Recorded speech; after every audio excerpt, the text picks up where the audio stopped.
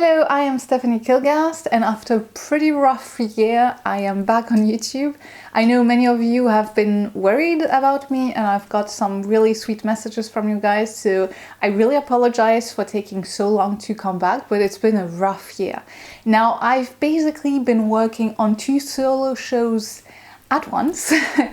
Both are done, and now I have a 3rd solo show that is coming up in February. And because I had so much work this year, I thought, what an ideal moment to talk about solo shows, how to get one, how it works, how gallery works, how it works to work with galleries, and so on. So I had 2 solo shows, one locally in Vannes, where I live, and another one overseas in Philadelphia with Arch Enemy Arts Gallery that is starting today. I'm not late at all. And without further ado, just let's jump into today's video. So how to get a solo show, or how to get into art galleries? Now, I get this question asked a lot because I've been working with galleries for a few years now, and I personally really love it. Now, how it was for me, and I still think it's one of the most efficient ways if you have 0 contacts to get into art galleries and to get that exposure from the right kind of people, and that is to participate in art competitions. So I did participate in a bunch of them over a few years, but finally in 2019 I was a finalist in one that made a difference, and that was the Beautiful Bazaar art competition, and they have it every year. Now, one thing to note, and that is really important, if you want to participate in art competitions, make sure you choose the right fit for you and not the other way around. So if you see an art competition like the Beautiful Bazaar, for instance, and you're thinking, oh great, Stephanie was a finalist in there and it worked for her, so why not for me? I would say, well, it depends what you're doing. If you're doing large abstract works, then just no, it's not going to work for you, because art competitions usually have a very specific style. I would really encourage you to find an art competition that works in your specific niche. So it's really important that you pick and choose the art competition, because if you're trying to do it the reverse way, so you're thinking, oh, this art competition is great, it's doing great, many artists have become successful with that one, or I've heard about it a few times, but your work just does not fit in there, then it's just going to be wasted money because you have to pay for art competitions. So yeah, something to keep in mind. Now, for me, being a finalist in that specific art competition really opened doors, and basically, since it's also an art magazine, I got a small feature in the art magazine, and obviously the art galleries of that specific art niche are going to check on those magazines periodically, and so some of them saw my work. And also Beautiful Bazaar, which is great, they curate group shows in different art galleries, and that's how I got into a few. Basically, the hardest part is to get in. Once you're in your art niche, you can build up a name for yourself by doing great artwork, or what is great, like doing the best that you can and working on your art, because this is still at the core, it's about your artwork. If your artwork is not on par with other artists in the art niche you want to be in, then it's not going to work. The work comes always first, but once you feel that your work is on par, like you can see your work next to these other artists, maybe they're still so much better than you are. The artists in my art niche are very skilled, and sometimes I doubt a lot about my work, especially the paintings, but that's another topic. Anyway, so you really want to kind of focus on your art niche, and once you get in there, then it's much easier, because once you have one show, you might have other shows that align, and if you do one group show and your artwork sells, and you do another group show and your artwork sells, then at some point, and if you're vibing with the gallery, they will offer you a solo show, because that's kind of like the natural progression. So that's kind of the gist of it. Once you're in, it's easier, but yeah, the key is to get in.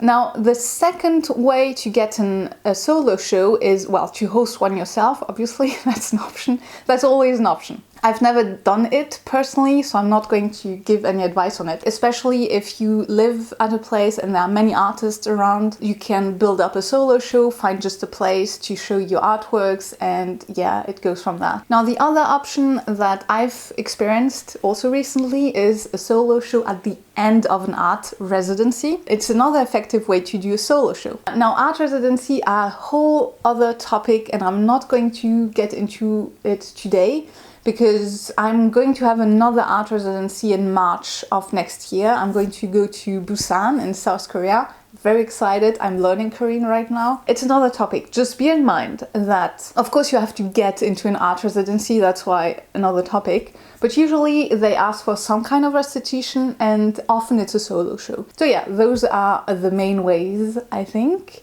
Easy ways to get a solo show. Now that we've discussed how to get a solo show in art galleries, not only, but some, because you have art galleries, art residencies, and hosting your own solo show.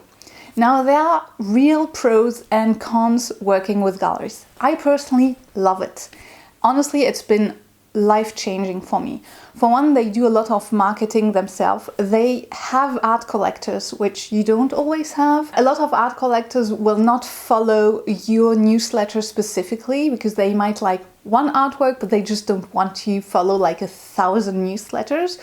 So from an art collector's point of view, it might make more sense to just subscribe to a few galleries they like.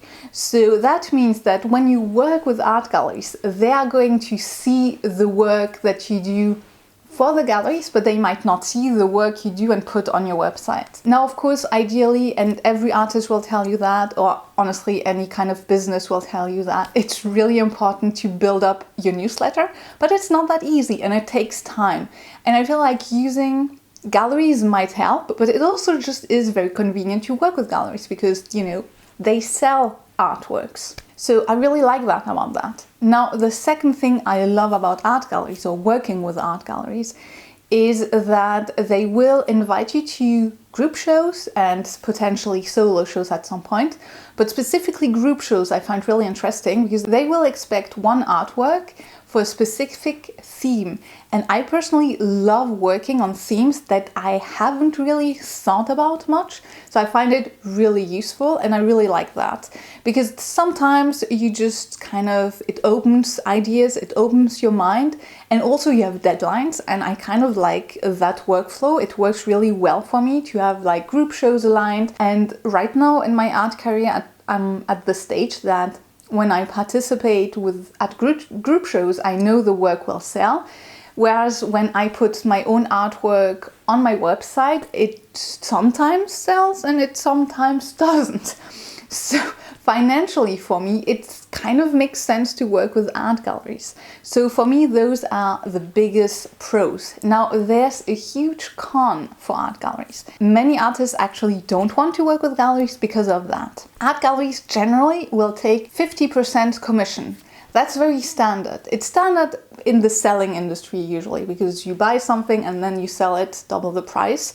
So basically 50% goes off. But that means that if your artwork is 1,000 euros, so you're left with 500 and then you still have taxes and charges to pay. Now in my case in France, it's roughly 20%. So that means I'm left with 400 euros. And if I am able to sell the same artwork directly on my website, then it's 800. So it is a massive difference. It's not, it's not nothing. It makes sense why some artists prefer to not work with galleries and work on their own and develop more of a newsletter and more social following, etc., to be able to sell their work. But it also means it's a lot more work. So it's kind of like a fine balance. I feel like the ideal is to do a bit of both. Work with galleries and try to sell your own work at gallery prices through your website. And yeah, you can see what you prefer and how it works.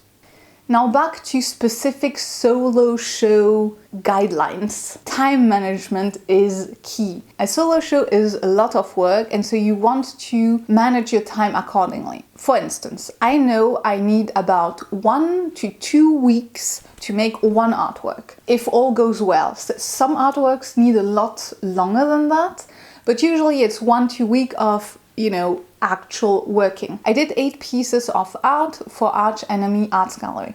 Now what I did is I had a certain amount of time left, and at the time when I was managing it on my schedule, I wanted to have 10 pieces. I simply looked at how many months I had, and then I just, counted how many artworks I wanted, and I divided the artworks by the amount of months to have, roughly how much I needed to do. Now it's going to depend a lot on what and where you're going to do a solo show, so make sure to talk with the art gallery about the space, what they expect, how big your artwork is as well, because if you do really huge artworks, you might just, make 4 paintings or sculptures or whatnot. So it's really going to depend on what you do and the space you've got for a solo show to see, how much you're going to need to do. Another crucial thing with time management is to plan resting moments. If you think, okay, I'm going to work through all weekends, etc., you're not going to be able to keep that for very long. It's going to be exhausting because creating art is not easy work. You have to be full in, you have to think a lot, you have to make decisions all the time, you have to solve problems, you have to make things work. So it's not easy work. So you have to make sure to take at least 1 or 2 days ideally off every week. I'm sure, like many artists, art is kind of between hobby and work, and I know myself it's hard for me not to do any kind of art even on the weekends, but I usually keep it short and I do something that is not work related. So I might just do studies, maybe just play around with colors, something that is not too related, but make sure to do something completely different on your weekends. Go out for a walk, read a book, play video games. Sometimes you have to force yourself to rest just to make sure you're able to come back at your work later on and feel refreshed. Because if you don't rest, and have had that, and this is why I had a burnout beginning of this year, I know sometimes it's just too much and you're like, whatever, weekends, right? I'm just going to work every day. But at some point, your mind is just going to break, and so that's not ideal. So you don't want to do that. So make sure to plan rest and to actually enjoy your rest. I'm not the best at it, but it's a work in progress. Just try to not feel guilty about it. Most people have resting days, and enjoy resting. Do something fun, see friends, go out, but just do something else. So your mind can rest and you come refreshed back to work, and then you can hold for a very, very long time. So resting is really important. I cannot stress that enough. I'm stressing that a lot for myself as well, because I'm notoriously bad at resting, and I also always feel guilty about it. You're allowed to rest, it's okay to rest, it is needed to rest, so do it. Next important bit of advice is title and statement for your solo show. Now, I personally like very short titles, maximum 2 words, and I like when it sounds nice. So for my solo show in Philadelphia with the Arch Enemy Arts Gallery, I chose a Luscious Legacy, and I chose that because I did a lot of sculptures that were sparkly. I used a lot of metallic paints. So you had that shiny, sparkly, vibrant thing. And I was searching synonyms to find what word I could use for that sparkling bit. And I ended up using luscious, but also because I used legacy. Because what I do in my work is, okay, no humans are left. What is left is trash, the object we left behind, and it really questions our way of consumption, what we do on a day-to-day basis, how much we consume, and how it impacts the environment. And so that's the legacy bit, basically what we leave behind in our wake. Luscious Legacy I like because you have 2 L's, so it rolls out of your tongue really nicely. Luscious Legacy. And it's just a word, it's kind of similar, it's short, it's sweet, that's why I chose it. Now the second thing, once you have your title, you still want to write a bit of a statement. And in my case, I've been working on the environmental impact of human activities for 10 years now. It's been a while. So my art statement is done. I have it on my website, and usually I just take it and I tweak it to fit the narrative of the said show, if I have something more to say or not. So you really want to try and state what you wanted to do with that solo show, where you're coming from, what you're trying to say, what you want people to feel or to think or to experience. It's not very complicated. You just have to be honest with your practice and try to phrase what you're trying to do into a nice little text. Which brings me to another thing that I've seen people enjoy a lot in my show in France. It was at the end of the art residency, and it's not a proper gallery.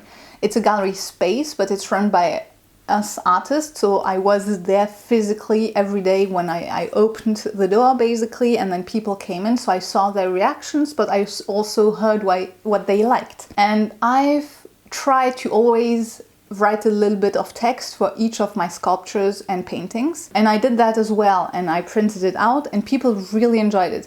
Imagine it a bit like the museum type of text. You know, you have a painting and then you have a small text. And so if people, you know, they like the artwork, they vibe with it in some ways, then they might read the text. And so it's kind of an added bonus.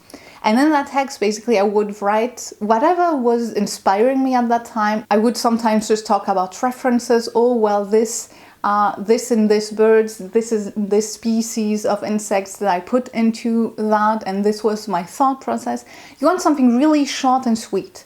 Nothing really long. Just, you know, whatever was on your mind when you worked on that piece in a few sentences. And people really love it because when they see the artwork and they like, oh, that's really nice, and then they read the text, just, you know, a little bit, it's kind of the cherry on top. That's how you're supposed to write the text. The artwork needs to be able to live without the text. It's just a little bonus. I also find it very useful for myself to write those texts, because when you write those little snippets of text, it helps you to understand what you're trying to do, because you're more objective about it. You know, you finish the thing, you look at it and you're like, what is this about? Why did I do this? Sometimes we don't know. So writing a text is useful for yourself and the viewer. Okay, this is important, and honestly, I'm the worst example for that, but marketing. Once you work on everything, so, you know, you manage your time, you manage to make enough artworks for the solo show, you wrote the text, you thought about it, you know, everything is done. You have to market it. It's not finished. You cannot rest as much as you would like to. You just cannot. You have now to kind of engage with your following, create content about your artworks, create videos, photos, post them online, try to cater to everyone's specific algorithm. And I know it's difficult because I'm not the best at it. I'm really struggling with Instagram, and I don't really know always what's working best or not. But you have to try, at least, you know, you have to try. And what I do personally is, whatever I do, I make sure that, of course, I try to cater, so to speak, to the algorithm, but I make sure that I like it. So if the engagement is low or it flops, at least I'm happy with what I did. Because if you try to fit too closely to what you think is going to work, but you don't enjoy what you're creating, and then it flops, then it's like double slap. Because you don't like the content you did and it's not working. So I think it's really important to, whatever you're doing, to enjoy the content you're creating, because it's going to show, and that's the most important. Now, you know, then you have the generics, showing the process in an aesthetic way. You want fast-paced videos, you want to show your passion, you want to show your skills, you want to be likable, all that kind of stuff. It's a lot easier said than done, and it's not foolproof, because there are a lot of people trying to do the exact same as you do. That doesn't mean that you should stop trying. You still need to kind of show your work to the world, otherwise there's zero chance of it ever selling. I don't have a perfect recipe, but yes, marketing is important. YouTube, I think, is also important to show your work and to talk about your work, to show your process. It's a different type of content, and so it touches a different crowd than Instagram or TikTok or whatnot. And if you hate a platform, I personally am not on TikTok. I really hate it there. That's just how it is. I tried, I was just not feeling it, and then I stopped. Is it good? Is it bad? I don't know, but you have to spread yourself over a few social medias. Don't force yourself to do all kinds of things that you would hate. I would not, for instance, start doing skits or dance for no good reasons. Also, don't take it too personally. Algorithms are brutal right now, and you know, they slap you in the face all the time. I have low engagement on Instagram and I keep losing followers.